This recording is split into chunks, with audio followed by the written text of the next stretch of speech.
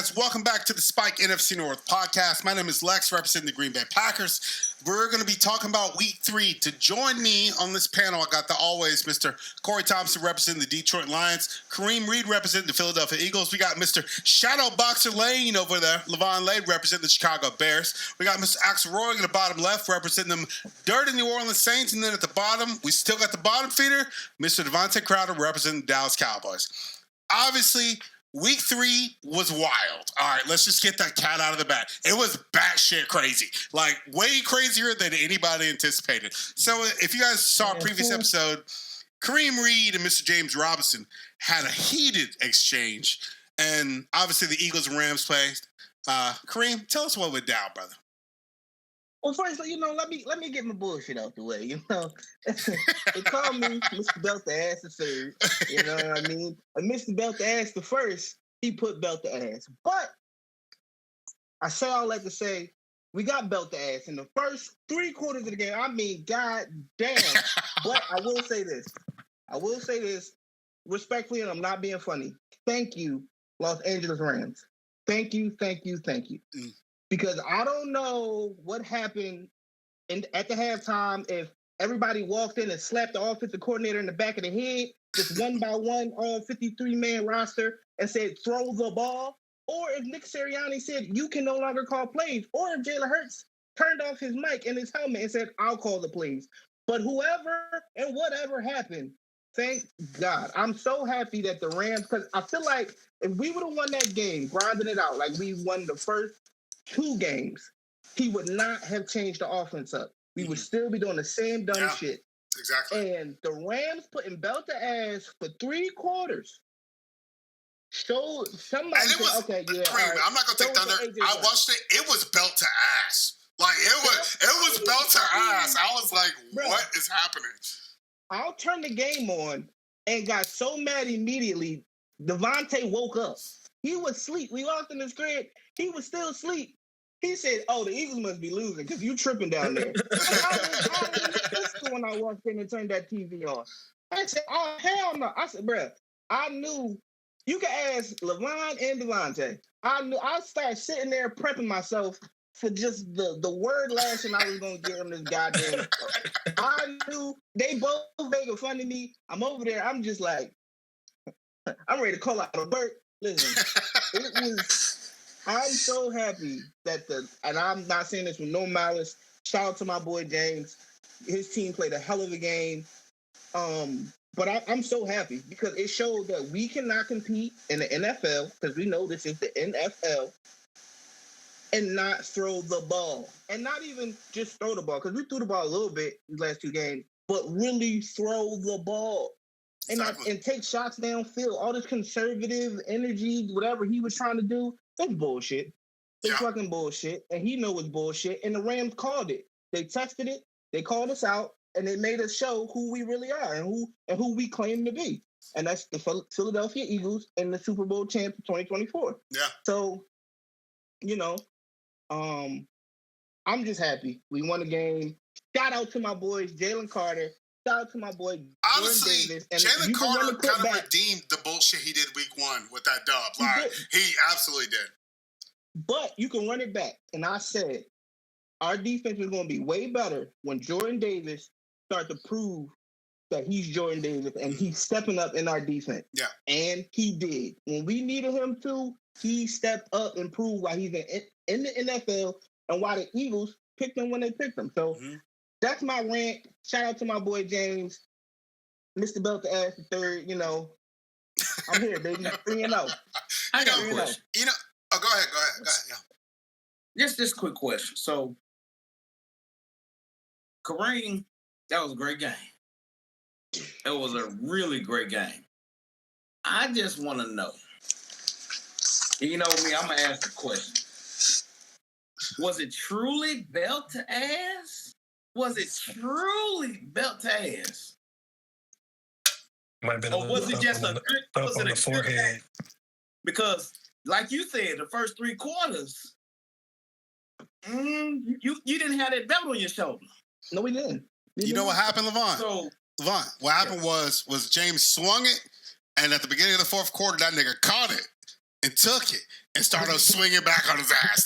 That's what happened, bro. That's what happened. You see the Slave movie when they catch the whip and the wraparound? Yes, yeah, that's exactly what happened, Yeah, dude. that's the one. I just asked. No, listen, no, it's a good question. And let me tell you why it's still considered belt to ass. Okay. We came out, Jalen Hurts, me and you were sitting next to each other. And I literally said this, I don't know if you remember. I said, you see that, Lavon? We got -1 passing yards. Oh, he's seen that before. -1. He's seen that before, yeah. No, I'm just saying when we was talking, it was on the screen. I think Lavon was looking at his phone, and I was trying to get his attention to see it. But do you see that? We got -1. How the fuck you get -1 passing yards? How is that even possible? Like, that was insane to me. That means he threw it to Saquon. Saquon went backwards, and it was -1 pass. That's insane to me. And that's why I'm saying it was belt to ass, because all off season, you know, the beginning of the season, all people have been doing can Jalen Hurts throw? Is Jalen Hurts the top? He came out in the middle of the fourth quarter, and threw 209 passing yards. 8 no interceptions. Just fucked him up, dude. TDs. That looked like the Super Bowl Jalen Hurts passer to me. Yeah, thank you. And 109 of them passing yards went to his best friend, A.J. Brown. Yeah. I mean, it may have not seemed like belt to ass, but in my eyes, that was belt to ass because they were dominating us the whole game. Yeah. We couldn't pass it. We couldn't run it. We couldn't do nothing. The only thing, the defense, and let me say this, the defense saved us. It was a great offensive game in the fourth quarter, but the whole game, that defense, Vic Fangio, I don't even know our offensive coordinator name, but I do know Vic Fangio, the superhero. That's Batman right there. He put that defense, and even with that weak corner that we got to fix, I don't know how, I don't know when, I don't know what we're going to do, but if we don't fix Adoree Jackson, if he don't step up or we don't make a move to put him somewhere, man, somebody with one of them big wide receivers, they gonna molest that man. You know, and they gonna do something bad to that. And see, you know, like Kareem, the most impressive aspect of you guys' win was that your coaches seemingly went into the locker room at halftime and completely adjusted. You know what I mean? Like you said, you don't know if it was someone getting smacked in the back of the head, somebody yanked, some authority away from somebody, but they absolutely adjusted, And we'll go on to the Packers game. I'm sure a bunch of y'all got a bunch of shit to say. That's my number one gripe with my team is that, when you're going to be making adjustments, you need to make fucking... Look at everybody. Look at everybody. You know what? But cut my light on. It's going to be crazy. I already know it's going to be crazy. But for real, though, I'll give you guys a testament. You guys adapted, and you played a hell of a game. And you held Matt Stafford to damn near shit in the second half. And that's a very, very hard thing to do. So kudos to the Eagles this week. That was the craziest comeback, What is he doing? What is he doing? Hold on. What are you doing? That's the thing. That's the thing. Just let him work, dude. Let's let him work. Again, his little Picasso. So let's move on to the biggest flop of the week. The Green Bay Packers fell to the Cleveland Browns. Now, if you guys saw my video, I gave a brief synopsis. I'm about to get down to the nitty-gritty. And I'll speak, and then I'll let you come in, say what the fuck you want to say, throw your signs up. I'll take my blame when it's deserved, okay? So, the Packers lost to the Browns 13-10, right? With 4 minutes left in the fourth quarter, we had held the Cleveland Browns to 0 fucking points. Not a goddamn thing. Defense played their fucking lights out, right? And obviously, there was a bunch of rigmarole, a block kick. Jordan Love threw a pick. That was fucking terrible. That was ass. He obviously didn't see that safety was going to rotate down. Like, it was one of those things where he was clearly just not thinking properly. And I think that the reason why that happened, hear this thing go, say my name, oh my God, this fucking guy. But for real though, I think the number one gripe with this game, the number one gripe with me for this game from my team's perspective is I didn't see any running game. I didn't see any play action. I saw our offensive line, which in our defense was down 3 players. Zach Tom is a huge one. Jordan Morgan got rotated in. That's where my fucking gripes start. Days since Packers took the L 3 days. Days since Saints got a win. Let's do that next. Okay, if you really want to go there, let's talk about that. But for real though, days since Saints 200. Hey, he was ready for you. He already wrote down. Ready. I knew what you was gonna say. Hey. Y'all are friends for real. That's funny. Oh yeah, he knows. But for real though, Jordan Morgan. You guys swap Jordan Morgan in at right tackle, or excuse me, right guard, up against fucking Myles Garrett. He got manhandled the entire fucking game, and it was bad. Like, they tried to throw Zach Tom in there. He played one snap. Oh, I can't. Like, nigga, wait, what? Now we're going to put Jordan Morgan in at guard, and he has a practice there all week? That's the best we got? Jordan, run. That's the contingency? Run. Jordan Morgan. Jordan motherfuck you. That's what I'm saying. Because, look, I went back and I watched the extended clips because I didn't get to watch the game in real time. I was asleep. I just got back from out of town.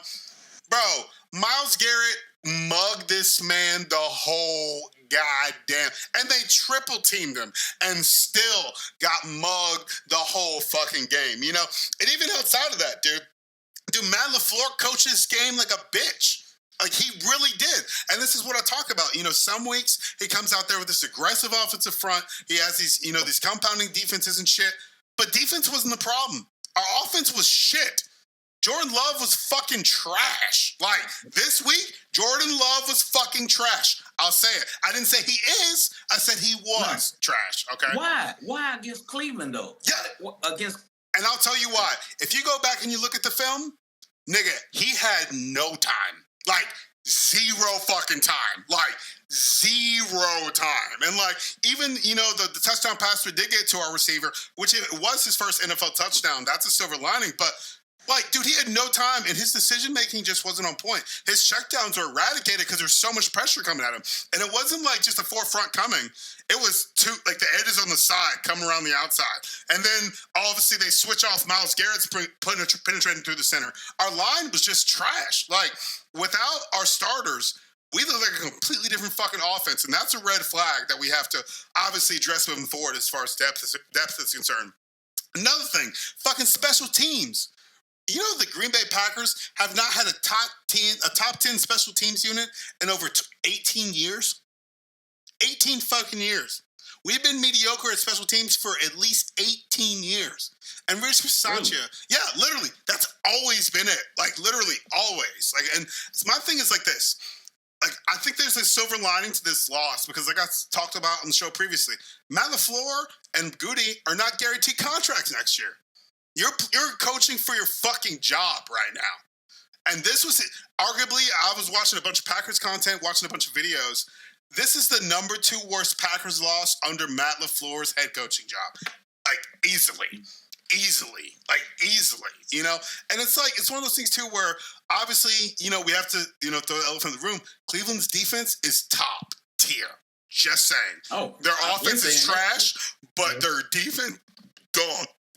I'm actually scared. You know, like, it's like, what the fuck? You know, they're not going to make the playoffs, but I'm really interested to see, you know, how they match up with the Lions next week, you know? But my last point before I open it up to you guys is, dude, Jordan Love. I said he was trash, but I want to go into a little bit more detail. Jordan Love. When you finish, mm-hmm. I'm going to have to ask you a question. Okay, for sure. So Jordan Love's, I think the reason why he was not effective this week is because I legitimately think they thought this was an easy game to win.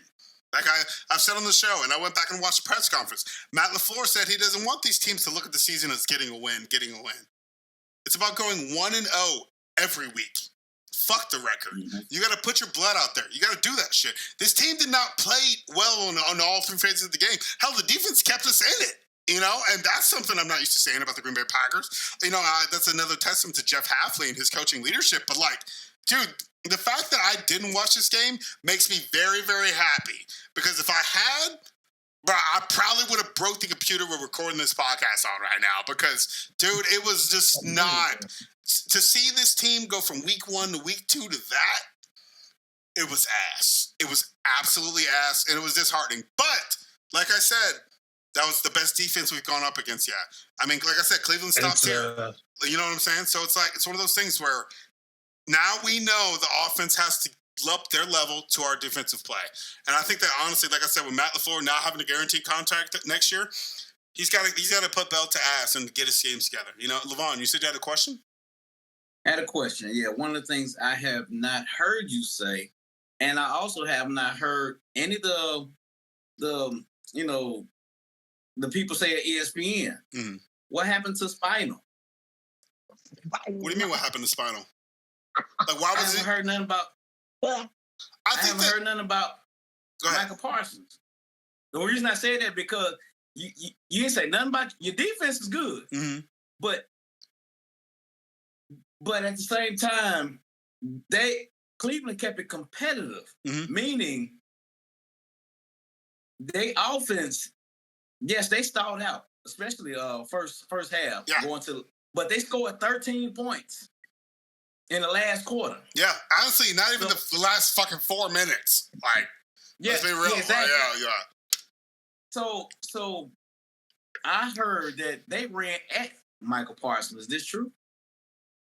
I didn't watch the game. From what I saw, I think that Jeff Hafley put him in a different place. He used him as a target to draw their attention. Because I think that honestly, I don't think the sacks from this game. I think we maybe had one or two. Neither of them were Micah. But on those plays, Micah was double team, triple team, drawing people off. Because that's the thing about Jeff Hafley. When it comes to his defensive front, he's obviously a 4-3 guy. Like, let's just throw that out there. He's a 4-3 guy. But what he also does is the blitz doesn't always come from the front four. And I think that what he did was misdirected the pressure because he thought that, I don't know what his scheme was. But honestly, like, I'm okay with that because the fact that Micah didn't have to fucking be this aggressive makes me feel good about him next week. I think that there's some big brain mentality going on that might have just, you know what I'm saying? Like, and this is the thing, I'm not used to the Packers having a defense. If you want Micah to go off, next week is way more fucking important than this past game. And I that's my personal take on it. I can't break it down. Who you got next week? Dallas Cowboys. Oh. What I'm going to say about your team is it's one of them, because I'm guilty of this when I used to play basketball and shit like that. My dad used to always tell me, like, bro, like, we play niggas that suck, and then I don't have my best game. Like, we still win, but I don't have my best game all the time. He's like, bro, you need to stop playing down to your competition. That's it. Like you said, 100%. 100%. Yeah. Cleveland serious. Yeah. But they felt like they could go in there and be a little lax and not have the focus that's needed to be an NFL team. Everybody in the league is in the league. It's any given Sunday. They're some of the best athletes on the planet, whether the team sucks statistically based on whoever's being the best. But these niggas are still in the NFL. If they was blocking niggas on the street, they'd break niggas' chest wide open from pushing them niggas back. Like, you know what I mean? Niggas are faster, niggas are stronger, all that shit. Niggas are still in the NFL.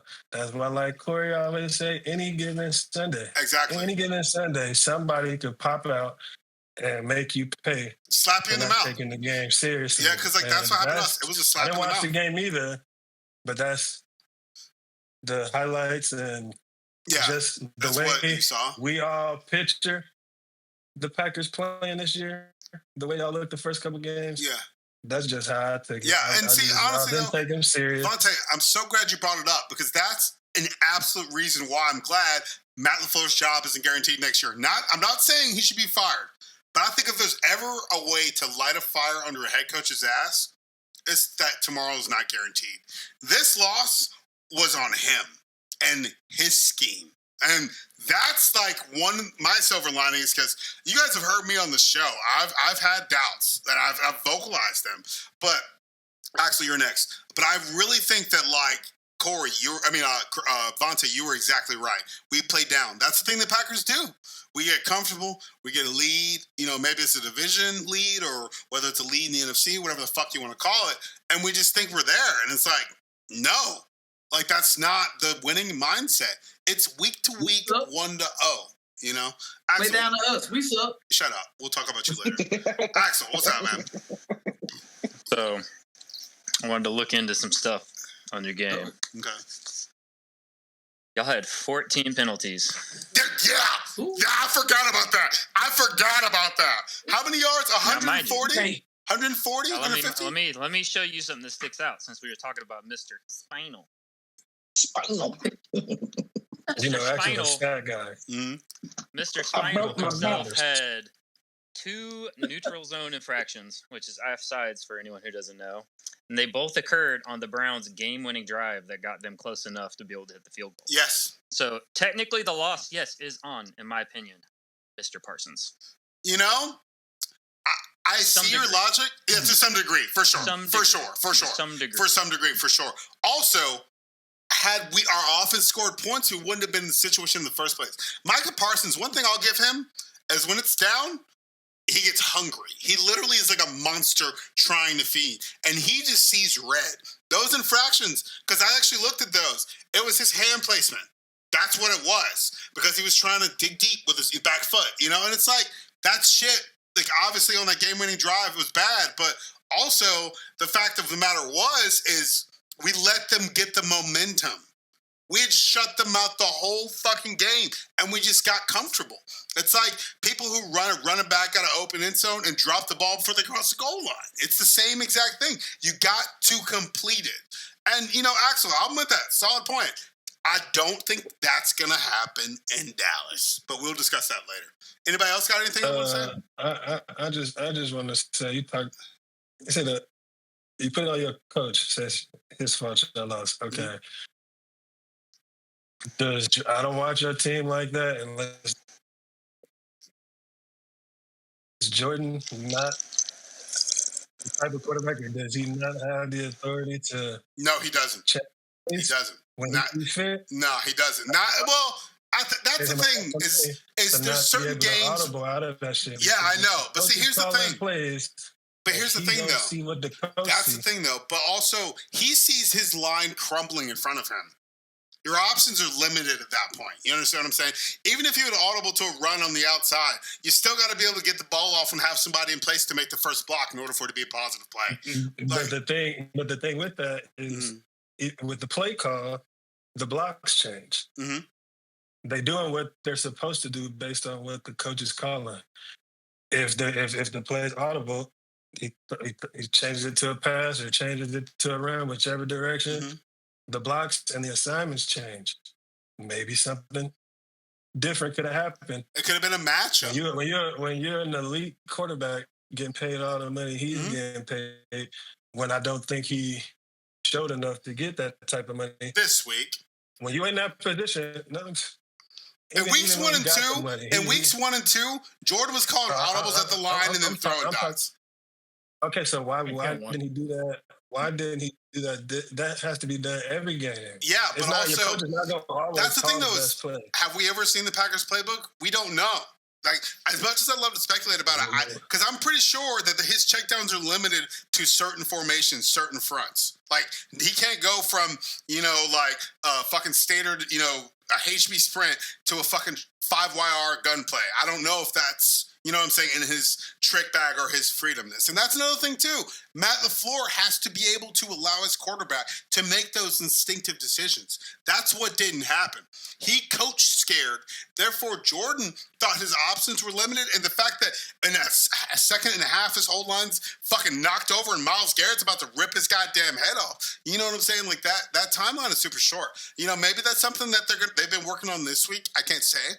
But I'll admit, they got beat. And, defense bailed them out of a lot of things. There was a fuckload of points left on the field in that game, But I can't say without a confident shadow of doubt, without knowing exactly, what their specifics are as far as allowing quarterbacks to audible. So, but that's a good point, Devontae. I get that. I appreciate that. Anybody else got anything before we move on? No? Okay, cool. The only thing I'll say, go ahead.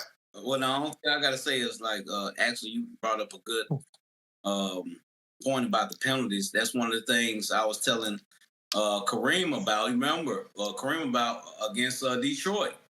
I bet you still remember that number, don't you? Them penalties. 127. Well, about 127, yeah. Yeah. You know what I'm talking about? And honestly, our penalties this game were 11 for at least 140, 150. That's another thing. Discipline. That stems down from the coach. And Devontae, to answer your question, that's why I blame this shit on Matt LaFleur. If you're going to, go ahead. No. The reason I say that because, just the media is, always trying to downplay Caleb. Caleb is slowly progressing. However, when we get all these penalties, and of course they go back to the quarterback with the wins and losses, but they like he's trash. And y'all have 40-something yards of penalty. They ain't say nothing about love. Honestly, it depends on which content you watch. Depends. Because I've been watching everything. Love's been getting drugged. Like, as far as Packer Nation, nigga, my diehard Packers fan group, nigga, thousands of posts, bro. Like hundreds of thousands of comments. Like, that's the thing about the Packer organization, or the Packers fan base. We keep our shit internal. Like, you know what I mean? And I'll send you links to some of that stuff. But, we can go in on it all day. What happened is literally the Packers weren't ready to play. It was a first away game. It was different.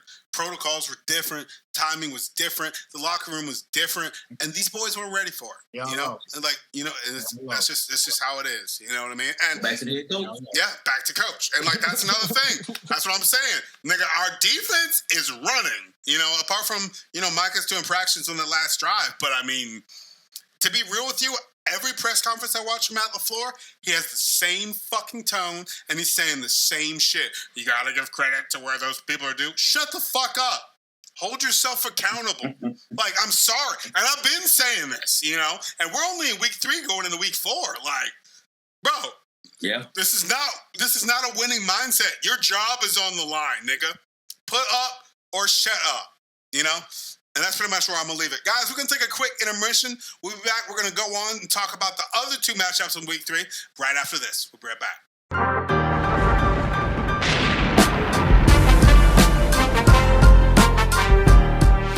All right, what's up, guys? Welcome back to the show. We're going to move on to our next week 3 matchup, which was the Chicago Bears versus the Dallas Cowboys. I'm just going to kick it over to Mr. Lavon Lane, looking like cool hand Luke over here, man. I know you're feeling good.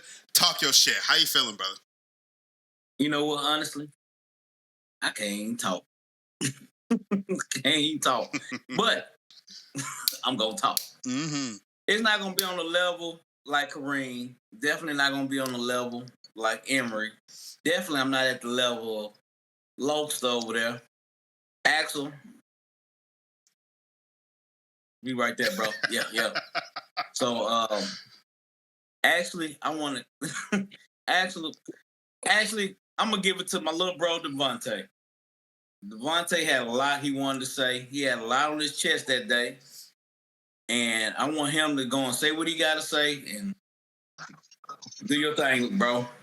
Devontae Crowder. I don't even remember everything I said, but the only thing that matters, I'm not going to put nothing on the offense because CD got hurt, and unfortunately, I think that's going to be out for a few weeks. Wish we could. So that definitely fucked us a little bit, and it threw off the whole offense. So I ain't really putting nothing on them, and even then, they still Turpin stepped up though. Put up numbers. It don't show on the scoreboard, but they did. The offense played a good game. I don't got nothing to say about them. My biggest issue, like I've been saying every week, the first 2, Eberflus. What the fuck is he doing? I was waiting. There you go. What the fuck is he doing? Everybody, look. I tell y'all all the time. I don't follow none of y'all teams like I follow mine, and I don't know shit about Eberflus before he got here. I saw some little stat. I don't even remember the number, but the number was atrocious. Wins to losses when he coached the Bears. Yeah, it was disgusting. It was that number. Ass. And for some reason, with the showing he had as a head coach, everybody still has so many positive things to say about what he was going to do for our defense. I hate the guy. I don't even like using that word. That word ain't even in my vocabulary. I hate him. He sucks. He's a trash coach. Ain't no fucking way we getting burnt like that every game.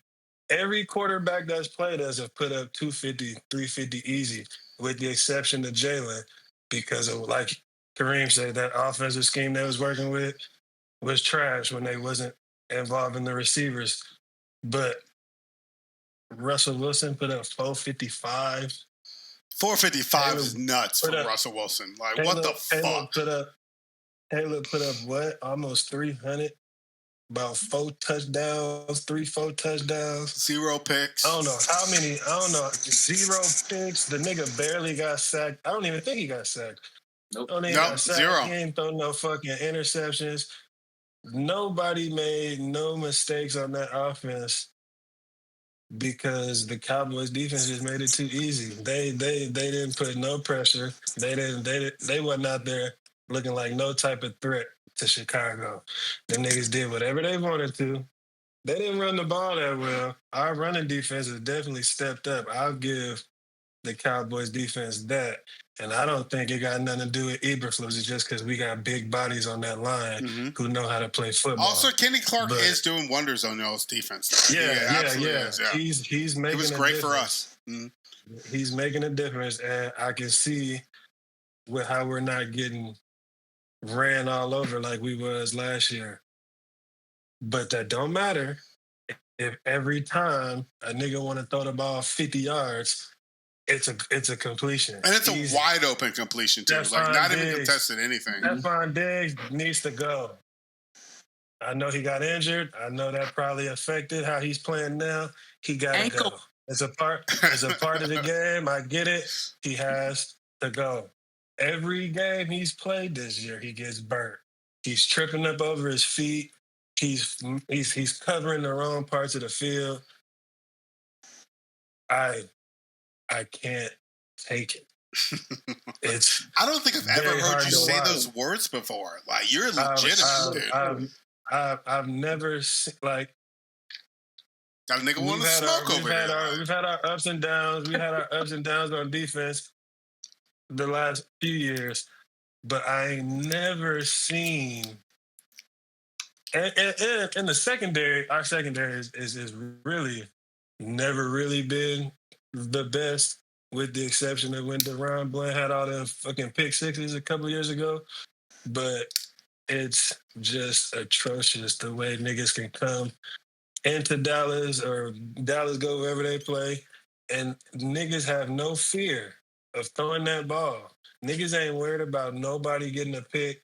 Niggas ain't worried about nobody slapping the ball down. Niggas ain't worried about nobody keeping up with they niggas on a straight route down the field because niggas is getting burnt. Why is the receiver behind our defense every time? Them niggas should never be behind us.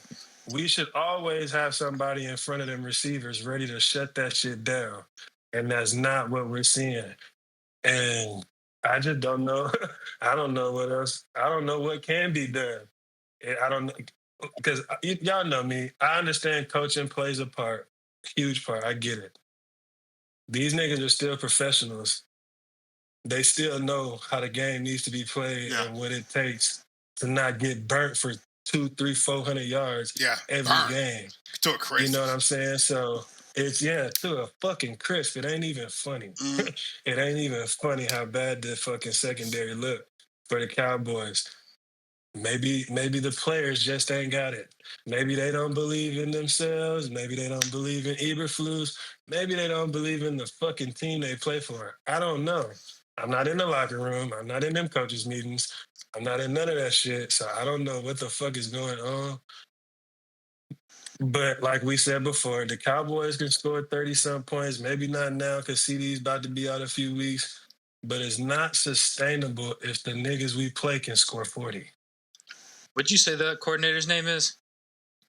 Which one? I don't even know the nigga's first name. It's Eberflus. It's Matt Eberflus. So something. The nigga he was the head coach for the Bears last year. I'll add a thing into that, and this is not me throwing shade or anything. This is just like an interesting topic to think of. Because what was it, week 2 when Russell Wilson threw that? 455, and he's old as shit. And then the next week, he got benched to a rookie. Yeah. Well, I was going to talk about God. that later. Yeah. We saw how fucking Russell Wilson played week 1 and week 3. Ain't no fucking way that same dude is throwing 455 on anybody else. Facts. He ain't throwing 455 on the Saints. You know what I mean? Yeah. Hey, bro, it's not. All right. I understand you niggas are I get it. It's but like that. No, bro. I ain't seeing nobody. A lot of people dropping balls and all that shit, but I ain't seeing nobody else get burnt for 455. That's the worst, Russell Wilson caliber quarterback. For sure. Trash. Mm-hmm. Trash. Yo, let's kick it back. Lavon Lane, you didn't say too much earlier. Talk your shit. I wanted to let him get off his chest, but no, everything he said was correct. I'm gonna dive right into it. One of the things that Devontae mentioned is how the receivers get behind their defensive backs all the time. Let me give you a couple stats right here. Dallas had allowed 92 points in only 3 games. That's 92 points in 3 games. See, they averaged 30.7 points per game given up on defense. In addition to that, they got 5 touchdowns of 25, not 20, not 15, not 10. 25 yards or more. 25 yards or plus more for a touchdown 5 times. And it's only week 3. It's only week 3. You know how hard it is for a team, even the same team, to score 90-some points in 3 games? You know how hard that is? Know how hard that is? That's like 90 points with the average of points that it usually is. That's like 5 games, 6 games in. These niggas gave up almost 100 points in 3 games. 3 games, yep. And I ain't even gonna say that. I ain't gonna put that out there. Go ahead, Lavon. Finish your statement. I was excited where Ben Johnson dialed up a lot of things. Honestly, for the Chicago Bears. The fuck he did, yeah. He dialed it up. And the funny part about his offense, I like watching people like I don't know if you saw the quarterback school, the guy who does the quarterback school. He actually breaks down each play. And Ben Johnson has everybody's misdirection. Mm-hmm. Like Corey, no. He has people going everywhere, just the opposite of what you think. So when he ran that flea flicker, of course, my running back, Swift, he tossed it in the air, like they say, like a free throw, and Caleb got it. he slung that ball. Caleb Williams slung that ball from the 20 to the 20. Fucking 20? nuts. Yep. Fucking nuts. To the 20. I think it was actually to the 15. I think it was to the 15. Yeah, I think you're right, Devontae. It was to the 15. I say that. But here's the thing. It was 62.5 yards in 2.3 seconds. And that's how cooked. I was like, wow, yeah, cooked. Yeah. But what really put a dagger in Dallas, because Dallas, don't get me wrong, they were still in it. Remember, it was 14-14, then 17-14. Yeah. And then we had that one drive that was almost 10 minutes long. That shit ate the whole third quarter. Ate the whole third quarter, bro. The whole fucking thing. 19 I remember. plays for 60-some yards. How would it take 10 minutes to go 60-some yards? 19 plays. Get the fuck out of here. We had 11 straight run plays. 11 straight run plays. I'm like, Ben is in his bag right now. This is new to me as a Bears fan. I haven't seen this. We haven't had nothing like this since Rex Grossman. And this was back in 2006. So it's been almost 20 years since I've seen something like this. And Kareem was like, what? How old? About 11 years old back then, Kareem? But anyway, yeah, like I was saying. Yeah. So, yes, I was. So that's the thing. It's like, wow. I'm seeing him build confidence as the game go on, and through the mastermind of Ben Johnson, and hopefully, through next week we play the Las Vegas Raiders. Hopefully, we can continue to build on that. Mm-hmm. And I'm gonna give it to y'all. Yeah, I'm gonna say this one last thing. Corey, do you have something you wanted to say? Oh, no, I ain't got nothing. Okay, so I'll say this, then we'll move on to our next game. We'll go to you next, Corey. You know, Lavon, I'll be honest with you. You're my division rival. You know what the most intimidating thing about your game was that I saw from a Packers perspective? Oh, enlighten me. Wasn't even on the field. It was how y'all lit y'all's locker room was at the end of the fucking game. Dog. Right. Dog. Hey. I've never,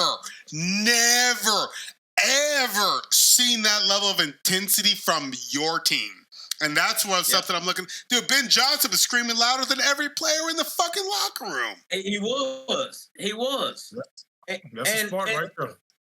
And just to be in that atmosphere, just watching it, I was like, oh, let's go. I'm like, throw me some pads on. I'm not gonna sit on the bench. Yeah. You know, I was like, good, better, best. Mm-hmm. Let the best be the best. But also, that's why Ben Johnson went to the Bears, because he truly believed that he was the person to change the culture of that team. You know, obviously, you know, your record. Sorry, damn, that Bears made me breath. Your record doesn't necessarily reflect the work he's doing on the mindset of his players. You know what I mean? Like, Ben Johnson is a calculated person. Literally, he's the scariest coach I can think of. You know what I mean? Like, from a theoretical perspective. Motherfucker's a calculator, you know? And he bides his time. And he also will let his players make mistakes.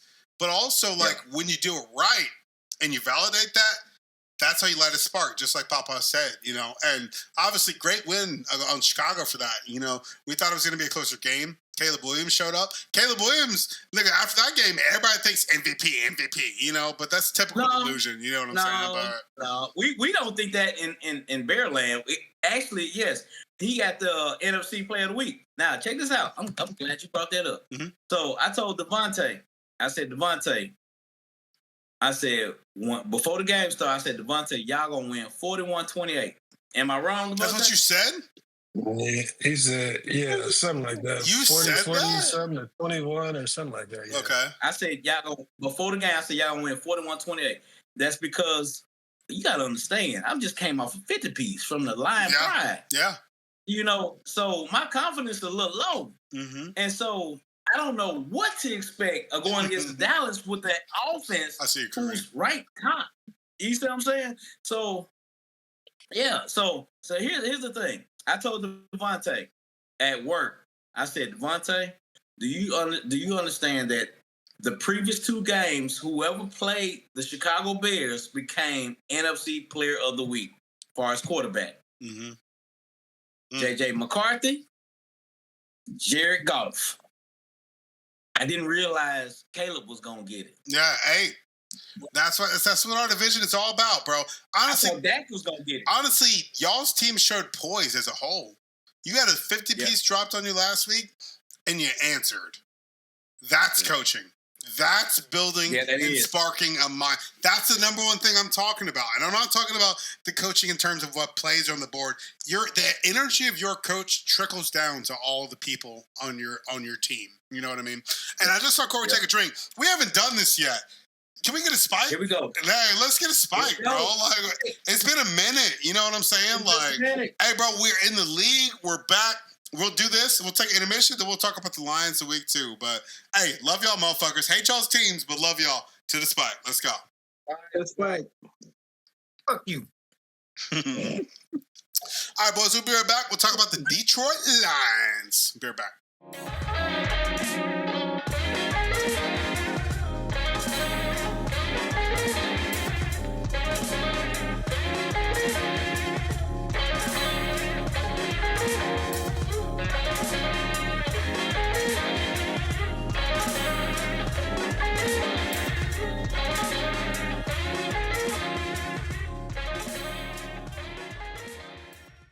All right, guys, welcome back to the spot. We're going to talk about the week 3 matchups. We had the Detroit Lions go up against the Baltimore Ravens on Monday Night Football. Interesting tidbit before we take it to you, Corey. Every single commentator for that broadcast picked the Ravens to whoop y'all. Obviously, it wasn't the case. What's your take? Talk to us, bro. Oh, man. First off, after the game was over, I had to do my Ric Flair impersonation.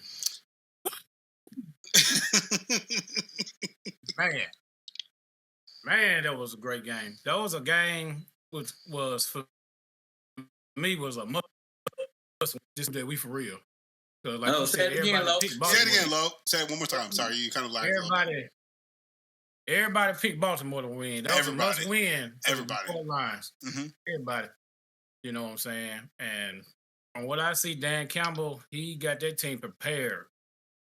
And he put a lot on the defensive coordinator, said that he's going to have to handle his business this game, and which I can say he did.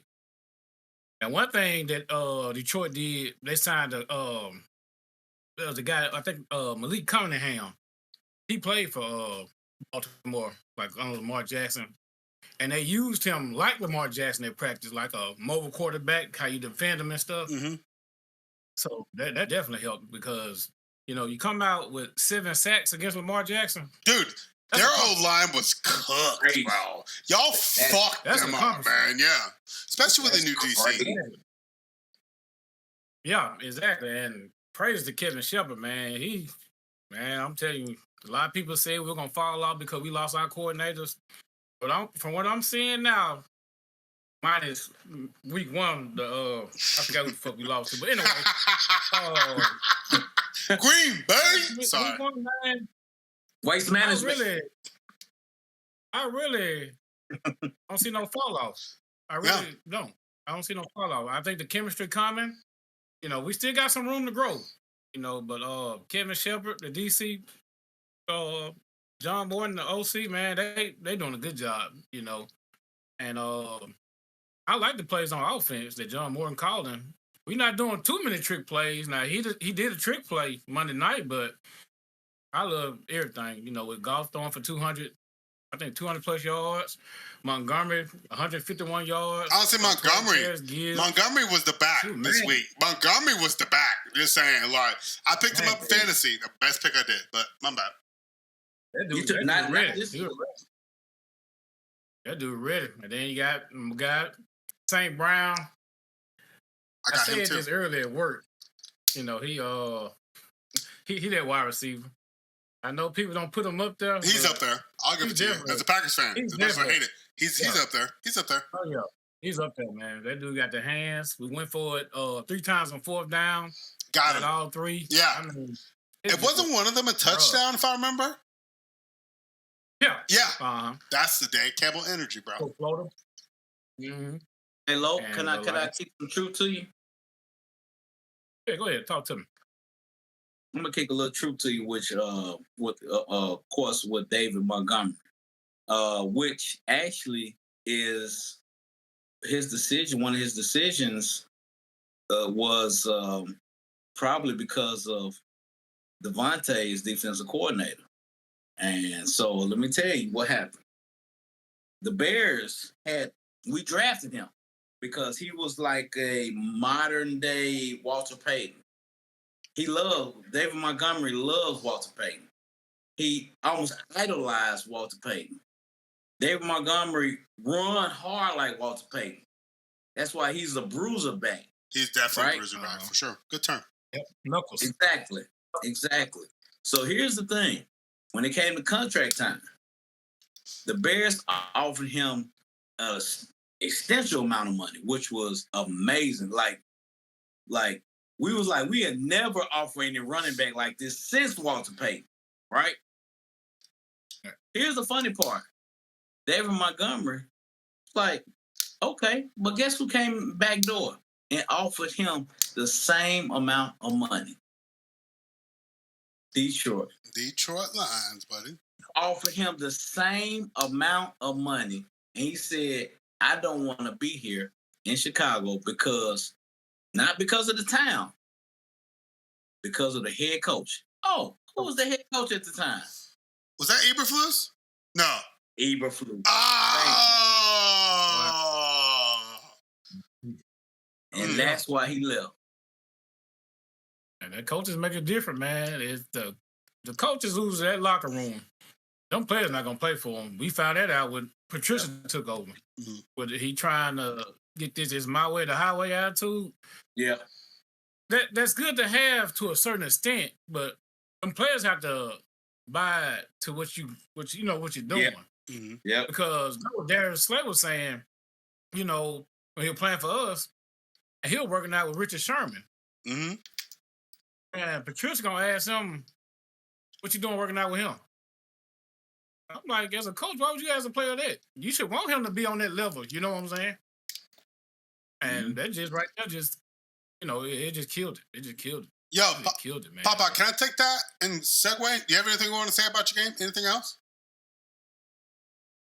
I know. I mean, because you just touched on exactly what my next topic was. You're talking about the coach's mentality, right? If you take where America is as a country, just looking objectively, I don't give a shit what your political alliances are. America is a triangle, right? It's a pyramid. We have, the elite at the top, which is the small part. We have all these things. But you know what that is? Y'all know what that is? That's called hierarchy. Because if you have a team, which is basically what a country is, you're a team united under certain laws and governance, right? You have to refer back to your leader to set your intent. And it's one of those things that I'm looking at. I'm seeing all these, obviously Ben Johnson is changing the culture of Chicago. Dan Campbell's got a stigma behind him in Detroit. Nick Sirianni in Philly definitely has some momentum. Honestly, the reason why the Cowboys suck is because Jerry Jones is the head coach, And this is another thing. I'm gonna go back. I'm gonna be real. Like that's the thing. Is players are having to pick and choose who to follow. And number one reason why, like I said, I might have my gripes about Matt LaFleur as the head coach, but one thing I don't see is niggas willing to go to fight for him because they believe in his momentum. Point. Like that's why he has to perform, And I'll just talk about this. My actual segue is to the New York Giants. Mike Daboll just took out Russell Wilson to start Jackson Dart, a fucking rookie. Why? Yep. My question is why? I'm going to ask you guys. I know the answer, but why? Anybody got an idea? Yeah, because he about to get fired. Exactly. Right. Exactly. Right. Exactly. And that's the thing, too, is it speaks orders to when you have a team with a lineage, whether the Packers and their old ancient history, the Packers, Bears, the Lions obviously are trying to set a new standard for the organization. Philly usually delivers. Saints got Super Bowls. Cowboys are in their darkest days. Dude, no team is good when multiple people are fighting to be the head of the organization. If you're going into battle, let's say Russia drops on soil, who's going to be in charge? Every nigga in every battle who's killing the most people? That's how nature works. Because football, as much as the refs and a lot of these ideologies and rules that they implement every season, at its core, it's just a fight. You know what I mean? It's like you have to go out there and believe in yourself. And certain circumstances are going to force your players to actually have to do things they didn't know they could do. And that's a thing that I really wanted to touch on. Because the New York Giants and Russell Wilson, like Devontae said, dude, they put up record numbers. And then his next week, he choked. That drive in the red zone the Giants had this past week, on the 10, 12, nigga, Russell threw 3 air balls. One of them went into the fucking tunnel. What are we talking about? That's why Jackson Dart is starting. You know why? Because Russell Wilson lost the locker room. Tell me I'm wrong. No, you're right. You absolutely right. And let me tell you who else he lost. Can I tell you who else he lost? Go for it. I don't think he ever had the locker room. Yeah. Malik Neighbors. Malik hate that nigga. He's a good fucker. Hold on. He lost the people who paying him. He lost the fans.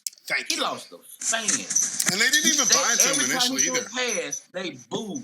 Mm-hmm. Yep. Everybody in New York. Huh? Everybody in New York, they care about Jackson Dart, Cam Scatterbo, and Malik Neighbors. Honestly, Scatterbo.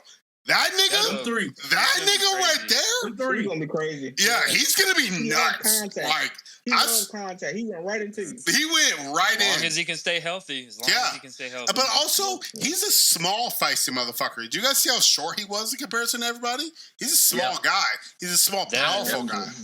Did y'all see that video of him going up as a rookie that's not really played that much up into this game?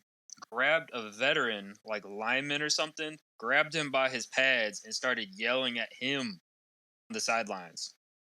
No, I didn't see that. Rookie. No. That to a vet. Actually, you'll have to put that in the chat. I didn't see that. Yeah. It's crazy. But also, that's the thing, Corey. I didn't mean to steal your thunder, but when we're talking about like leading organizations to greatness, when we're talking about dynasties, I think that's the number one reason why the Kansas City Chiefs are in turmoil. Look at it, dude. Andy Reid has a track record of one of the greatest head coaches in the NFL behind Bill Belichick, right? Let's just be real. Yeah, and one thing he doesn't have is control. Look at how Travis Kelce is against him on the sideline. Look at the play calls. Look at how their GM is giving him who he wants, because they isn't. They aren't. What does that say? It says that you're literally just not capable of being in the captain of the show. Because I'm telling you right now, if the Chiefs don't make the playoffs this year, Andy Reid's going to shop. Just saying. He on what? He's going to shop. Disagree. You don't think so? I think he'll retire. I think it'd be on him. It'd be on him. I disagree. I think if they don't make the playoffs this year, I'm gonna keep it honest. I actually think it's the opposite. I think Kelce. I mean, not Kelce. I think Travis. No, not Pat Mahomes. I think Travis they're Kelce. Go with Travis Kelce. I think Travis Kelce is going to be shot somewhere else. He retired. He retired. He's retiring, dude. He just pulled the richest girl ever. You realize that Travis Kelce has more stake in the Chiefs' profit margin than anybody else? I dig that. But he's no longer if you ever, I don't know if you guys ever like watched the history of Travis Kelce. I haven't. But he's actually I watched it because he did like a little thing with his brother. Mm-hmm. I actually watched him. He's starting to almost look like Cincinnati. You guys can go back and look. He's looking like Cincinnati Travis Kelce. When he played college in Cincinnati, he's unraveling. He's not composed anymore. Mm-hmm. Them not being at the top of the pyramid is making him become a problem on the sideline. Absolutely. He's no longer an asset. Absolutely. He's becoming a problem. Like you just said, Andy Reid is one of the most decorated head coaches almost in the NFL behind Bill Belichick. You don't bump your head coach. And it's not the first time either. It's not the first time. Yeah. He's actually becoming a problem. It's a trend, especially in the past couple years. I don't know. Honestly, but he's becoming a problem. That's the thing. Is like, and you just summed it up perfectly, Kareem. If you really look at Travis Kelce off the field, Travis Kelce has the highest dollar value off of his marriage than anybody in the league. I'm just being real. And that's another thing, too, is usually when Travis Kelce is put in the right place on the field, Andy Reid's obviously, they have great coaches, Jeff Spagnuolo, all those guys. You know what I'm saying? But the issue is he's hungry and he's not being fed. Wrong. I disagree with that, too. Really? Because, yes, and this is the only reason why. Mm-hmm. He is Patrick Mahomes' number one target. Mm-hmm. Okay? This is the first season, because I'm not saying he's a bad tight end. We all know he's probably almost one of the greatest. Yeah, for sure. He may be Hall of Fame. Yeah, he's definitely going to be. You see that game against us? I think he almost dropped out 3 balls. Balls that he would have caught. That one that we got, I believe, sealed the game on the goal line. Mm-hmm. He just flat out dropped it. Yeah. I think low-key he's frustrated with himself. He's frustrated with how the offense is not. They're in the right spaces. I mean, let me ask you a question, Kareem. Patrick Mahomes. Let me ask you a question, Kareem. Why? Because I think I have an answer for you that's going to contradict you. And you know what? I'll just let you give me the answer because I don't know. I don't watch it. I feel like previously in the past, like in the back-to-back Chiefs Super Bowl era, their offense was him. He made the choices. You know what I'm saying? I'll be real with you. Because to be real with you, the times the Chiefs were down, and anytime you get pressure on Pat Mahomes, he's going to check down one. He's going to look for the wide out, then he's going to look for the slot, and then he's just going to throw it to Travis. Travis Kelce is always his third check down, but you know what he has been? He's the scapegoat. He's a scapegoat, but he's usually delivered. And right now, I don't know if you guys noticed about the Chiefs' offense, they're trying to spread it around. Obviously, Pacheco, which is a huge problem with the offense that nobody's talking about. He's not the Pacheco of the past couple of years. He's not, because he was one of the scariest, fiercest, hardest running backs, at least in my recent history, where I talk about, so Papa, I see you. Let's go, boys. Let's go, boys. Come on. Hey, Come on. hey. Come on. For the We got spike. time limit. For the spike. All right. Let's fight. Here we go. Cheers. Hold the Raven, nevermore. Edgar Allan Poe. Also, Hey, Corey, we're going to talk about that. But go ahead, Lavon. You got something to say? Yeah, and Emory, you got to understand, Kelsey was the safety blanket for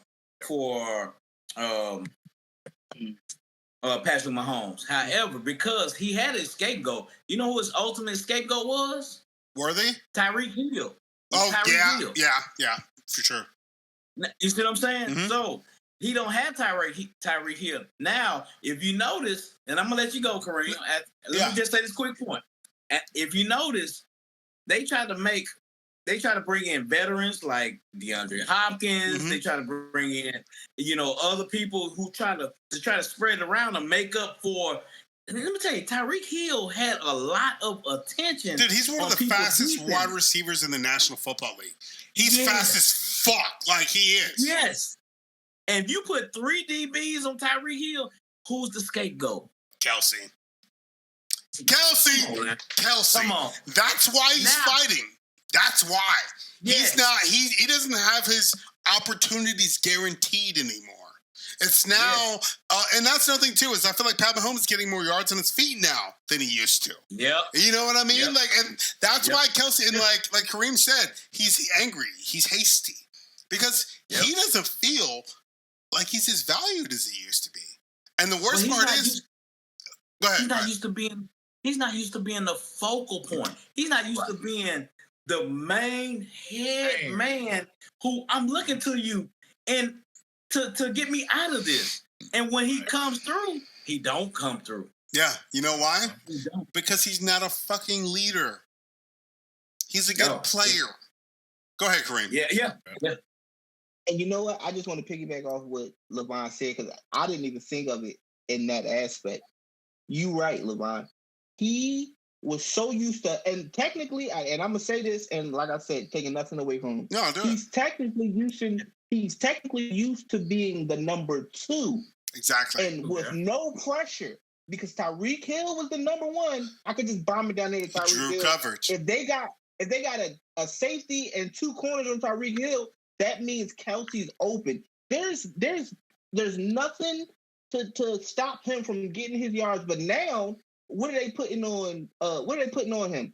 Either a safety or a corner. They're no longer allowing a linebacker to try to cover him, and that is terrorizing him mentally. Not even mentally, and even in the game, because even when he's open, he's not producing. And that's why I don't think it's a coaching thing. I really don't even think it's a Patrick Mahomes thing. I think the pressure is getting to him. I think he's got too used to being, the best tight end in the league. I mean, you go outside of stats and stuff like that. I'm pretty sure some people may beat him in certain areas. Yeah, but for sure. They are a dynasty. Like people are considering them already a dynasty. So outside of that, I just feel like he's taking it out on Andy Reid and he's taking it out on the team, but I actually feel like he's frustrated with himself. That's why I believe. I'm going to kick it to you, Axel. Kareem, you want me to tell you why? Because I think it's bigger than you think. I think it's bigger than the game. It's because on paper, as far as his public perception as an athlete, he's married to about to be married to Taylor Swift. His value off the field a lot of pressure is rising. And his football career is not matching that. You see what I'm saying? That's his thing. He wants the opportunities because why do people watch the Chiefs play right now? Why are their view ratings going up? Dude, Taylor Swift's merch company is about to start licensing Chiefs jerseys. You know how much money that's going to make? You know how much power it takes for that? And I think that really that's his argument. Like you said, he's not the number 1. He's not the number 2 anymore. He's the guy, and he's not producing. He's not getting the massive opportunities that were guaranteed, and there's a whole bunch of things to play. And Andy Reid's telling him, sorry, bitch, you're not as good as you used to be. That's why he's heated. Damn. I'm just being real. That's why he keep bumping him. Exactly. Axel, you had something you want to say?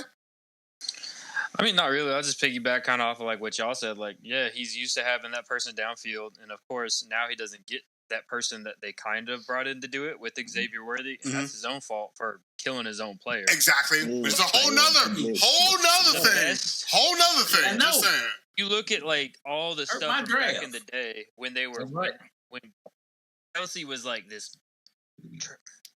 Travis, when Travis was like, getting all these crazy things is because the wideouts were going down, and you can't leave Patrick Mahomes just a wide open dart because we all know he can throw a 60-something yard bomb. Even if he's fucking sideways, he can do that. Yeah. And when that's getting covered, then they start chasing after him. He can do that little baseball toss, and the first person he's going to look for is the biggest target that's in front of him in a close area, which was Travis Kelce in the middle of the field. And it's different to catch a ball when you got a linebacker coming at you trying to block it, because we know they're linebackers. They don't really got hands. Every time a big boy gets an interception, everyone loses it because they're like, oh, my God. Oh, my God, yeah. It's shock value, for sure. When you're going against corners and safeties and people that are used and know how to charge you in the pass to that type of standard, of course it's going to be hard. Yeah. The pressure's on you. You're no longer the scapegoat that's going to save the play just because you're the big guy. And when you're already in the middle of the field and you get a little bit of momentum, and then the only people who are going to be trying to stop you is a safety or a corner, and you're big as fuck, 60 pounds heavier than them, you can truck them. You can hit stick them. You can get them, all that stuff going. Absolutely. It's a different thing. Now you're there, and they're right on you. As soon as you catch that ball or try to catch the ball, wrapping you up. Yeah. Immediately. And that's the thing. Travis Kelce's, strength used to come from yards after reception. Now he's getting stuffed immediately. And I'll say this last thing. We'll take a break, and then we'll go into our week 4 content. But there's one thing I think that the Kansas City Chiefs are suffering from, and I think it's that their name has outgrown their chemistry. And everybody's frustrated. Pat Mahomes' wife is a divisive character in pop culture. Travis Kelce, Taylor Swift, that pop culture is eating away at the hierarchy of their, their lineage or their, their overall, positions. But at the end of the day, the Kansas City Chiefs are fighting so hard because their time might be up. Thank you guys for watching the Spy Podcast. We're going to take another intermission. We're going to talk about week 4. Be right back.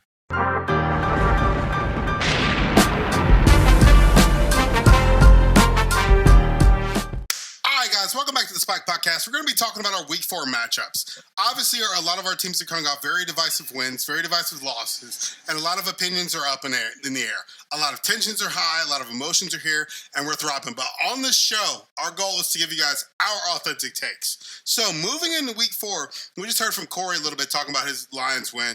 You guys go up against the Cleveland Browns, don't you, Corey? How you feeling about that? Oh, man, we gotta go out there and play the game. They got a high-powered defense. We can't take them lightly because apparently they beat the Green Bay Packers. Good job. They did. But, they did. We can't. We gotta go play the game, and I'm sure Dan Campbell will get them boys prepared. You know what I'm saying? So I expect for us to get a victory. I'm not saying we're gonna go out there and gonna kick their ass and nothing like that, but we gotta play the game. And Corey, I have a question for you specifically about this matchup because obviously your first 3 teams you've played this year, they've gotten a moderate amount of pressure. Is there any level of concern in how much pressure they could bring with Myles Garrett from this D-line? Man, real talk. Excuse me. They were.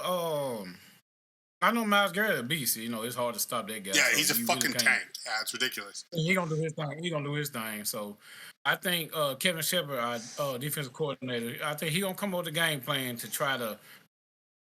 We're gonna try to get him contained. Now, hopefully he don't get no hits on golf because I don't want my boy getting hurt or nothing like that. But if there's anybody to do it, no disrespect, it's Myles Garrett. I'm terrified of that man now. Exactly. I literally have never feared him more than I do right now. But go ahead. I'm sorry. Oh yeah, he'll beast. He'll work hard. So I just think hopefully we come up with a game plan just to run some plays, just to somewhat disrupt them, slow them down. But he gonna get his pressure, even if he don't get a sack. The pressure alone would cause a disruption. You know what I'm saying? So yeah. Okay, Kareem. Oh, go ahead, Luan. Go ahead. All right, Emory, who your backup quarterback? Malik Willis. Mine's Tyson Bagent. Corey, who your backup quarterback? Well, I gotta look him up. Yeah, we don't know.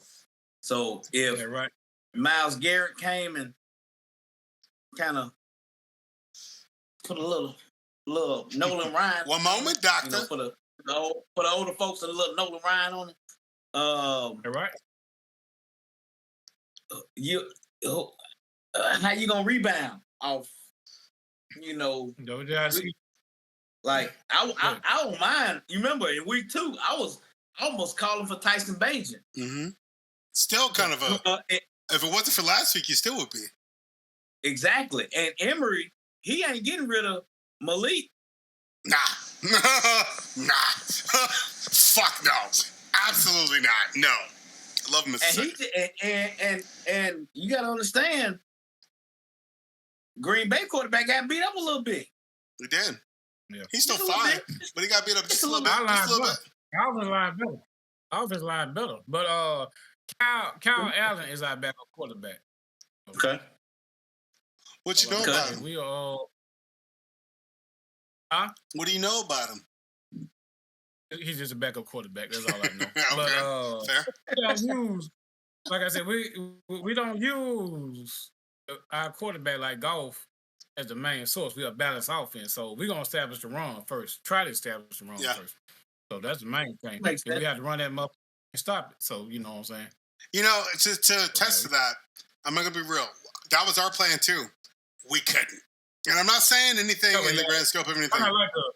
You know what I'm saying? Y'all not like us, so y'all. Yeah, whatever. Anyways, I'm just putting it this way: if you don't think that the Cleveland head coaches have plans to stop Gibbs and Montgomery, you're mistaken. I think that the Browns are arguably the ultimate trap team this year in the NFL. Simply because their defense disrupts everything. Who are you when every play is broken up? That's one thing we had to learn. That was an aggressive lesson. Where everybody was talking Packers defense week 1, week 2. And I understand, Corey, you're confident. But I'm telling you, so was I. And we saw what happened. Don't let Goff get hurt. Don't let the Goff 5 picks come out. That's all I'm saying. All right. You got anything else you want to add? Corey still talking from that crown on his head. Mm-hmm. I mean, he's still I'm blocking that headset you're trying to put on my team. Now you want Goff to get hurt. No, I don't care. I don't want that. What I want is for us to win. I don't give a shit about what you guys do. This is a national football league. Like, what are we talking about? That's right. Yeah, I stand on business. When we lose, we lose. When we win, we win. I'm just saying that right now, especially with the state of every team in our division, and we'll talk more about our division at the end of the show, but, dude, it's so tight, and I think it's going to continue to be tight, especially if the Bears overtake Minnesota. But we'll talk about more of that. I want you to talk about your team right now. You got anything else you want to say? I'm just going to say a little bit. Like I said, we got the top strip, one of the top schedules as far as hard, because we got the... all of us. Our division is fucked. Brown. Yeah. You got to play the Bengals. You got to play the Chiefs. So, I mean, we just played Baltimore. That was a team that had a high part defense. So I'm confident. Honestly, but we got to... I'm just going to say this right now. The Ravens' defense is overrated as fuck. I'm just saying. Overrated as fuck. They're dropping out. I'm sorry. They're dropping out. Overrated as fuck. I will stand on that. Like, dude. Fantasy defense. I'm just saying, you fucked up. They're overrated as hell. I love who's their defensive coordinator? Fuck, I can't even remember. I liked him, but they're not delivering. Sorry, Corey. Let me let you finish. I'm sorry. No, you good. But like I said, Dan Campbell, man. Dan Campbell is a leader, bro. And I get that. That's the one thing I envy about your organization. Y'all got a leader at the helm. We got math at the helm. And I'm like, fuck a calculator. You understand what I'm saying? We need some balls, But that's it. So, but other than that, man, I expect us to go play some Detroit Lions football and hopefully get the win. I'm not going to say we're going to sit there and whoop their ass. I'm not going to say that because I take it one game at a time. So, I said, hopefully we play Detroit Lions football and get that W. Okay, awesome. Appreciate that, Corey. All right, Kareem. Y'all going up against the Tampa Bay Buccaneers. You got any concerns? Obviously, Mike Evans just went down with an injury. That's a huge plus for you guys defensively. What are your thoughts going into it? Because I'll be real with you. Baker Mayfield is one of those quarterbacks in the NFC that people need to put on their radar. He's a very crafty motherfucker. He can get out of the pocket. He can get you on his feet. He's also a great deep ball passer. I mean, obviously, like you've complained on the show before, your quarterbacks are kind of the weakness. Are you concerned at all that he might find the weakness in your defense and exploit that? Absolutely. Let's just be honest. I was actually watching some highlights today, and the Bucks seemed to have terrorized Jalen Hurts every time we play them. I don't know what it is. I don't know what they know that we don't know about our offensive line, but they seem to have our number last year. Mm-hmm. Do I believe we're gonna win? Yes. If we lose, it's because for some odd reason our offensive coordinator goes back to whatever bullshit he was trying on the first two games. But yeah. And like you said, I'm not worried about. Let me just correct a little bit. I'm worried about our corners. I'm worried about one corner. His name is Imorie Jackson, and he wears number 8. And he's fucking terrible. Is he CB1 or CB2? Fucking terrible. He's CB2. CB2? I think it's 2. So he's gonna be lined up against Amik Mbuka, who is terrorizing the league right now. He actually is NFL right now. Mm-hmm. And I hope Vic Fangio stops putting faith in him. Is the issue Mike the reason why he's your QB2? Is that because of depth? Like, what's the deal? Why is he still getting a shot? It has to be. Okay. I don't know why we don't have Slay anymore. So let's just be honest. That's it. That's it. Slay was number 1. Mitchell was number 2. He was number 3. King Cooper was the slot. He stayed protecting the slot, whatever the slot receiver was.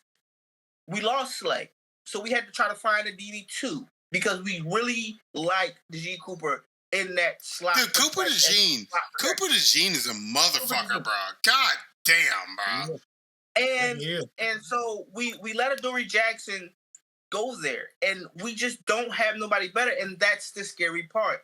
Now, what I'm hoping is that if Mike Evans went down, they'll allow Mitchell to cover Mbuka. I don't know who's stepping up for Mike Evans. I don't know. I don't watch them like that. Yeah. So I don't think anybody really. Well, that's the thing is like their number 2. Their number 2 would be Chris Godwin, but I think he's still also injured, if I'm not mistaken. Yeah, and I'm so that's something huge for you guys. But like I said, you can't discount Baker. If Mike Evans was still, listen, I'm gonna keep it honest, guys. If Mike Evans was still up, because what's that? Bucky Irvin, they running back. Yeah. He's having a good season. Yeah. I mean, don't get me wrong. I have trust in my defensive line. Jordan Davis is stepping up. Jalen Carter's playing good ball. He's making up for what he did, that dumb shit with him and Dak. It is what it is. And that's really my biggest. My offense. I need our offensive coordinator to stop the dumb shit. Stop being so conservative. He being conservative. He actually has been mad conservative. Round and pound. It's worked though. It's worked. No, it has not. No, You're 3-0. You're 3-0. No. Stop it. No, it has not. No, it has not. Okay. It has not worked. And you want me to tell you why it has not worked? It worked against the Rams. The Los Angeles Rams gave us belt to ass for 3 full quarters. Yeah, true. They smacked the shit out of Jalen Hurts. Did y'all see that hit? Mm-hmm, I did. They cooked Jalen Hurts. Yeah, but also, who made the change that won you the game, Kareem? I don't know, but I swear to God, when I find out, I'm buying him a steak dinner. I don't know if he slapped him. Like I said, you heard what I said in the beginning of this podcast. I don't know who made that change. I don't know if Jalen Hurts turned his mic off in his helmet and said, fuck you. But whatever happened, I need it to happen in this game. We got lucky. I don't wish injury on anyone, especially Mike Evans. I feel like he's a Hall of Fame wide receiver. Oh, absolutely he is. I give him all his flowers. Mm-hmm. And I want him to be as healthy, and I hope he comes back healthy and get all the money off his contract he can. But thank God he's not there. Because if he was, Lord have mercy, it's going to be another one of them games. Another one of them trap games. Yeah, exactly. So we're getting belt to ass because Imorie Jackson can't cover snow on the ground. Mm-hmm. He's ass. I want him out of there.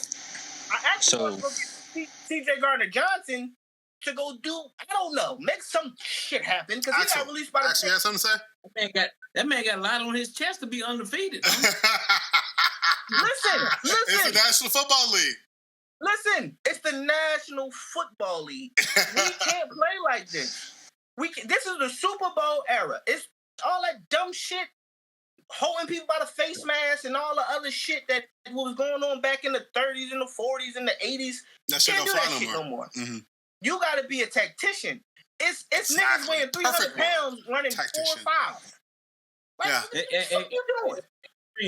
You know, those people that played in the 80s and 90s are actually teaching your players right now. So I understand what you're talking about. Listen. And so the point is, we understand technicians and techniques and all that good stuff. He didn't say technician. He said tactician, just to differentiate. Tactician. Tactician. All right, tactician. At the same time, you still gonna need technique. You still gonna need technique. No. I'm talking about that ground and pound, that grittiness. Let's just be honest. That ground and pound, that grittiness shit. It works sometimes. It like only works 80s, for certain teams. You can grab a motherfucker and really slam him on the ground and just dominate. Now, you can't put your hands on somebody too wrong or flag. I'm gonna be looking like y'all with 12 flags and 127 yards. But Kareem, like Emory said, it worked for certain teams, and you have to understand. You have to be honest with yourself. You are that certain team. Exactly. We're not. Yeah, you are. I'm not disrespecting the two teams that we played.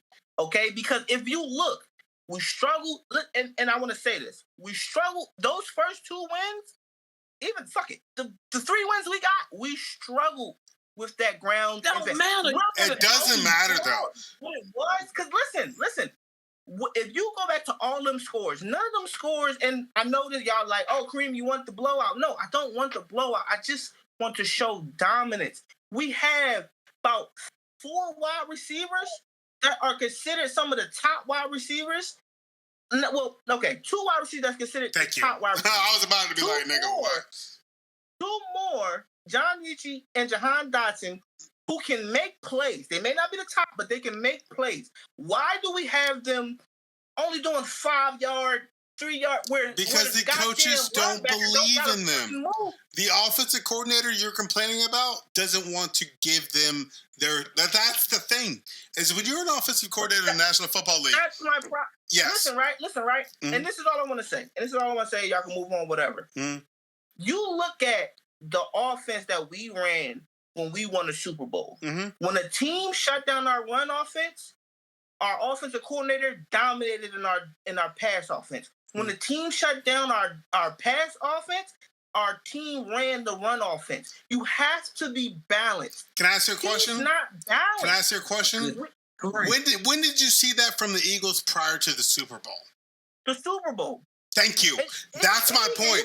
You pick. That's the thing. Hold on, Kareem. That's my argument. Those motherfuckers had it in them the whole time and waited.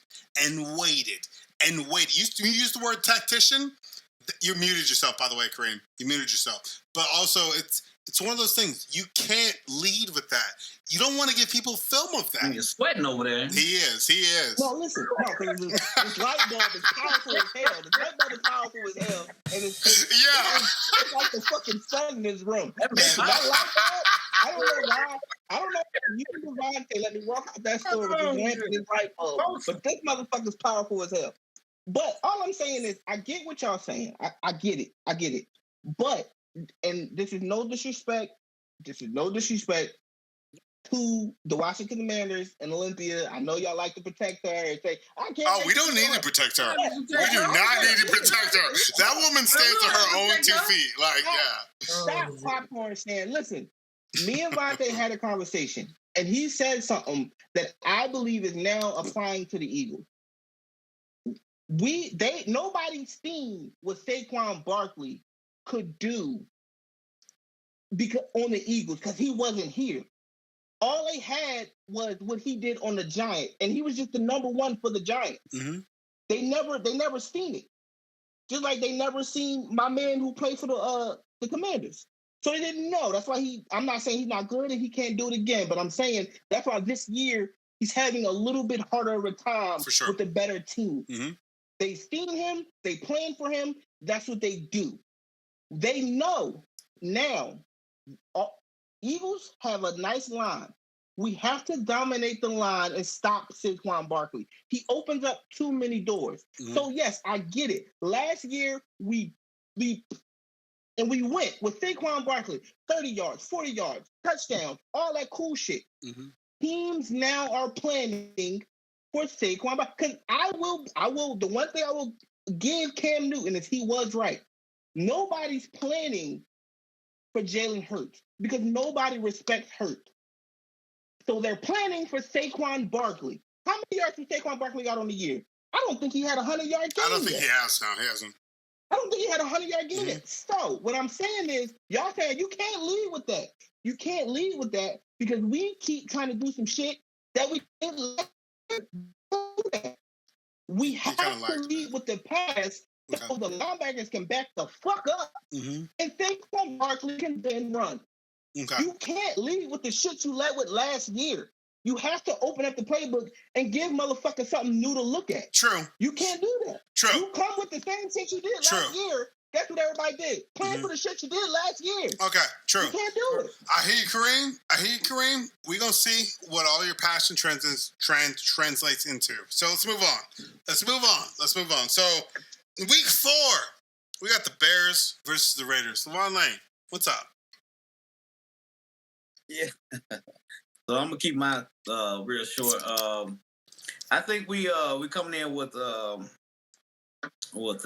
high confidence, and then I look at the press conferences, and one thing they are honestly focused on far as from an offensive perspective, they're looking at that number one man.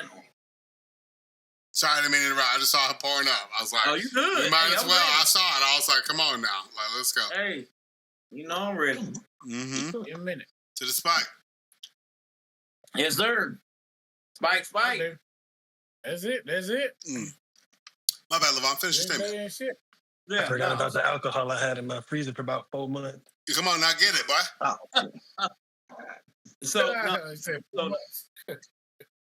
The only thing I can say is when I look at the press conference and what they're preparing for right now, it's so sad. Let me tell you, this media, the Chicago media, they always want to go back to Dallas. Mm-hmm. And here's the funny part about it. The players, especially Ben Johnson, he don't want to talk about Dallas no more. Mm. We've been talking about Dallas all week. Mm-hmm. And even Chicago don't even want to talk about Dallas. We trying to move on to Max Crosby. That's a real problem. That's a problem. Yeah. And so that's who I want to talk about. Let's talk about schemes against Max Crosby because he disrupt offenses by himself. Right. You see what I'm saying? So, and then not only that, we got a young buck. You know, I call Kareem Young Buck. We got a young buck who we got to go against in running back. Mm-hmm. Genty. He is hard to tackle. Now, the offensive line is garbage. It's garbage. Yeah, I was about to say, Genty's being held back by that line for sure. Yes. But. It's garbage. But then they got a veteran quarterback, Geno Smith, to kind of orchestrate. Did we call him a veteran? Is that like, is he worthy? Let me tell you why Geno's a quarterback, yeah. Go ahead. Let me tell you why I call him better. Number one, he is 2-1. He's better than us right now. He's 2-1. And number two, he's leading the league in yards passing. Wait, Geno? Leading the league. Geno Smith. No way. Hold up. I'm gonna check that. I'm gonna check that. For me. I got you. Go ahead. He's second? Oh, after Lamar. Hold on. NFL passing leaders. 2024? Justin Herbert is right now number 1. Geno is number 2. Whoa! My shit just loaded. 1 and 2. You can interchange them. Yeah, for sure. Okay. Finish your point though. So my point is this. We gotta go ahead and scheme these things, and I'm glad we're going to Vegas with confidence because we lost to Dallas and we 0-3 and going there with no confidence, Geno Smith, Genty, and Max Crosby. Yeah, that's a problem. They will slaughter us. Yeah, they still could. They still could. They still can. But I'm just glad. Well, I say that to say this, and I'm gonna end it. I'm just glad we have some type of momentum where we have confidence. Caleb have confidence, and our offensive schemes under Ben Johnson, it looks promising. It does. Where we execute, in a way where we can score points. And so now it's going to be a shootout probably. I don't know, but that's all I'm saying. No, I feel that. I think the changes that Ben Johnson is making to the Chicago Bears are not derivative of the stats on the byline. They're not about the wins, they're not about the losses. He's trying to convince these players that their goal is to be there for each other. That's how you build a team. Like, honestly, because I know DJ Moore and Caleb have been fighting like fuck. Let's be real. They've been fighting like fuck. After last week, guarantee you their conversations are a little bit different, And I respect the Bears. As much as I fucking hate you, as much as I fucking hate the Lions too, I respect what Ben Johnson is doing. I saw y'all pull off a flea flicker for the longest pass I've ever seen Caleb Williams make in a game. Let me ask you this. Let me ask you this. When the last time you seen a flea flicker? Honestly, you brought it up. It's been a fucking minute. But also, that's Ben Johnson. That's that Darth Vader shit. That's that, you know what I'm saying? So, we'll move on. But Lavon, great points. Let's, Corey, did you have anything else you wanted to add on for Lions Browns before we move on to Packers Cowboys? No? Packers Cowboys. Devontae Crowder. You're obviously in a very, very back up against the wall situation. We know how passionate of a fan you are. We know how much you want to see this team succeed. You're going up against my team, the Green Bay Packers, after taking arguably your best defensive player. What's your outlook? And then I'll say mine to end the show. I mean, shit, with CD out and the way our defense look, I don't got no outlook from week to week. I'm just going to go into every week like Corey said all last year, one game at a time. I'm just going to take it one game at a time because I sound like a broken record right now, but Eberflus is trash, bro. I have no faith. You don't sound like a broken record. You say exactly what you need to say. If our defense is if that's how our defense is going to look all season, I have no faith. It really is a toss-up. It depends on how good the offense wants to do that week. And we just lost CD, so now that makes our offense a little less explosive, a little less dominant. So, I don't know, bro. I have no idea how this game is going to turn out. I know that Green Bay likes to play down to the competition, and right now we're not that good, so maybe y'all will act like fair point. Y'all ain't that good either, and we can take advantage of that. But I say this all the time. Everybody likes to play their best football when they play Dallas. Everybody wants to play their best football when they play the Dallas Cowboys. So who knows? And now y'all got Micah. So y'all whole team is about to be rallying behind Micah just to beat the Cowboys. Y'all could lose every game this year. As long as y'all beat the Cowboys, you need to be happy. Exactly. So I have no clue how this is going to turn out. Like I said, our offenses took a hit. Defense been taking hits all year. They're going to probably keep taking hits all year. I see no indication in any of the games that Eberflus has the ability to change up the scheme, to make adjustments. We can't keep getting cooked like that and then not adjust and keep getting cooked like that. If he could make adjustments, he would have. These games are very important. We played 2 division games in the first 3 weeks, and he made no adjustments. None. No adjustments. And like Kareem talked about his offense, we're getting torched in the air.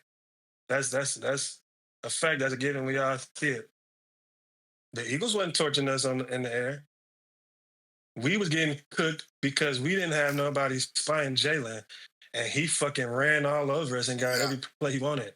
Absolutely. That's coaching. Now, I understand I said it before, yeah, it's coaching matters, and then these players are pros and they know how they need to play. But if you're following your coach's lead and your coach is not telling you to spy Jalen, so now you go into your area to cover and the field's wide open for Jalen, we getting cooked everywhere.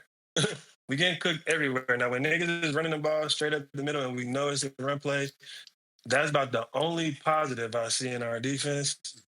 But it takes more than just stopping the run up the middle to stop a team from scoring more points than yours. So, yeah, I'm going to just leave it there. I don't know. I have no idea. I have no idea. Devontae, what if you win, though? That's my point. I'll let this go. Still, Go ahead. Even if we win, I mean, look, the Browns just beat them niggas. yes. So there's nothing to be excited about if we win. We still, it's only 4 games in. We got, 13 more to go after this? Yeah. There's so much that needs to happen for this team. And just with the coaches we got in play, I'm not really seeing anything that's giving me any type of winning vibes. Looking forward, but I don't have really a positive outlook on what the future is going to look like, at least for this year. Oppenheimer, he's calling the plays. Offense still look good, so I guess he's doing his part. But yeah, I don't know. We, like I said, CD hurt, defense trash. I have no idea, and we could take advantage of them lowering their focus in their play style because they're playing down to the competition. But again, people like to play their best football against Dallas, so I don't see that happening this game. It might happen later games that Green Bay play, but I don't see this game happening. As soon as they got Micah, this was the most important game in the first 4 or 5 weeks. Even though everybody's played division games, this was the game that they wanted to play since they got Micah. So these niggas got a point to prove. They're going to be fired up and focused. And that's the one goal. We can't let Micah lose to Dallas. Yeah. So here, I'll give my take on the situation. Because, Devontae, you touched on a bunch of great points. However, I think that the person who's going to win this matchup between our two teams is going to come down to who wants it more. Who has more to lose by losing this football game. Now, let's just put the cards on the table. You guys do. I absolutely do. And let's just put the cards on the table, though. Let's say, for some reason, Jerry's, mentality behind trading Micah was derived from some crazy defensive scheme from Eberflus that saw something or another, right? But let's be real here. Sean Meyer's got a couple years as head coach. Eberflus doesn't have more years as defensive coordinator. They fucked this up. He's gone, which arguably I think is, a benefit for your team. However, when Jerry Jones gave Micah Parsons to the team who whipped the fuck out of your ass in the playoffs a couple years ago, that was his biggest mistake. Here's my personal take on the game. Do I think we're going to win? Yes, I do. But I think that how we win is more impactful to how we move on to week 5 rather than the score of this game. Because I think that this game is going to set the precedent for whether or not our scheme, whether or not our energy, whether or not our morale is high enough for us to deliver on a lot of the implications that came upon our team when we received Micah from you guys. However, here, I'm going to put this in layman's terms. I think number one thing you guys need to be afraid of is our tight ends. I think that's something that you guys don't see. And if there's anything I've learned about Matt LaFleur is his job is not guaranteed next year. If he loses this game and we go 1 and done in the playoffs, he's gone. I'm just gonna throw it out there. He's gone. What I don't think you guys are accounting for, which has arguably been a pretty mediocre to terrible aspects of our game, is Josh Jacobs. Because if there's anything I know about Matt LaFleur, is his plan is going to be to completely fuck you guys up at the line with what you think you see on defense. Matt LaFleur is arguably second to only Ben Johnson in its ability to mask their offensive scheme. Do you know how much motion we have behind our offensive line when it comes down to plays? It's hard to keep track of.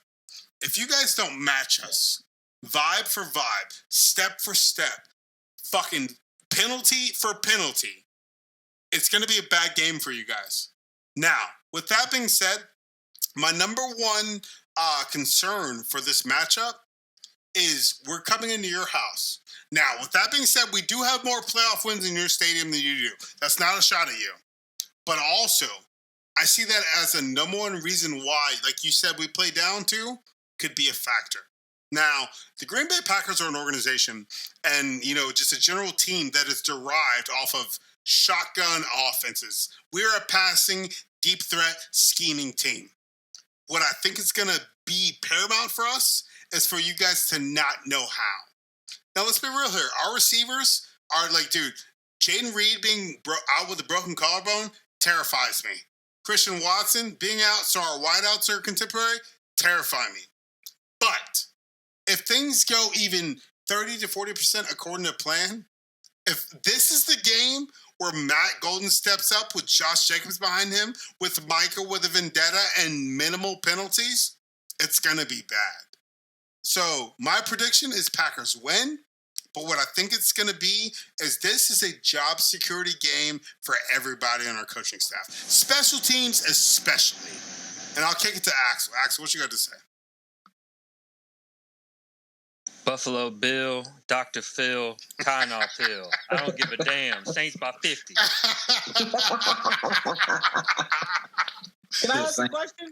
Go ahead. Question real quick? Go ahead. We'll finish the show. Between the Cowboys and Green Bay, which coach do you think job is more on the line? Honestly, Matt LaFleur. Matt LaFleur, hands down. Not a question. Not a question. Yeah. Not a question. Without a doubt. Matt LaFleur's contract is up at the end of the season. You see how Jerry Jones is. He don't mind a coach letting the Cowboys lose. We don't have shot. You know why? Because they make their fucking money regardless. Yeah, the value in our team goes up $1 billion almost every year. Maybe $500 million, $1 billion every year. That's all Jerry care about. We have coaches. We kept what's this nigga name? Mike McCarthy. We kept his fat ass way longer than we should have. We don't have a history of dropping coaches that suck. We let them write their contract out, and we just stuck with them. So Schottenheimer's going to be here for about another 3-4 years. Yeah, for sure. He ain't going nowhere. Minimum. His job ain't going to be on the line until I'm almost 40. Hell yeah, crazy. But also, guys, that's the beauty of the show. Like, we all get pissed off. We all want to fight. Some of our teams take terrible losses. Like, it's the nature of the game. And if for all of you viewers watching the Spy Podcast, this is why we drink. So we're going to end the show. Thank you guys so much for watching. Onward to week fucking 4. Cheers, boys. Yes, sir. Cheers. And that blue cup. Hell yeah. Thank you guys for watching the show. Welcome to the Spike Podcast. The games are just beginning. We'll see you guys next week.